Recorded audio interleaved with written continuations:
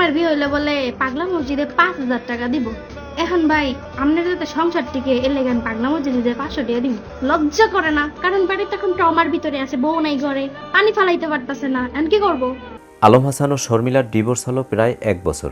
তাদের ডিভোর্সের পর এই 1 বছরে কি কি ঘটলো সবকিছুই ফেসবুকে বিশাল এক পোস্টের মাধ্যমে জানিয়ে দিল শর্মিলা। শর্মিলা বলে, এখন আর চুপ থাকার সময় নেই, আমাকে কথা বলতেই হবে, কারণ আমি এখন নতুন বিবাহ করেছি। লজ্জা করে না? তোরা কেমন রে?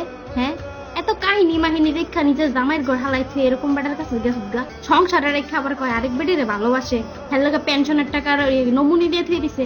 আমি হইলে জুতা বাইঙ্গা জুতা মোহের ভিতরে ঢুকাই দিতাম। আগে শর্মিলা তো নাই এখন। শর্মিলা ফেসবুক পোস্টে লিখে, আলম হাসান কোনোদিনও ভালো ছিল না, আর সামনের দিনগুলোতেও ভালো হইতো না। শালায় 5 নাম্বার বিয়ে করছে আর এক বেটার বউকে ভাগাই নিয়ে আসছে, অথচ 3 নাম্বার বউকে শুরু থেকেই মেসেজ দিয়ে দেখা করতে বলে। ওইটা কি 5 নাম্বার বউ দেখে না?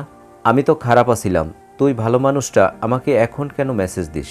আমাকে নিয়ে তো 8 মাস সংসার করেছিস, সারা দুনিয়ার মানুষের কাছে খারাপ বানাইছো, এখন আমার কাছে আসছো সাধু সাজতে। তোর কি লজ্জা শরম নাই? তুই আলম কি করে ভাবলি আমি আবার তোরে ভালোবাসমু? এভাবেই মনের ক্ষোভ প্রকাশ করলো শর্মিলা। যে বেটা তোরে বহায় রেখা আরেক বেটিরে ভালোবাসে কয়, তোরা তো ভালোবাসে না, সুযোগে সদ্ব্যবহার করতে নিয়ে গেছে।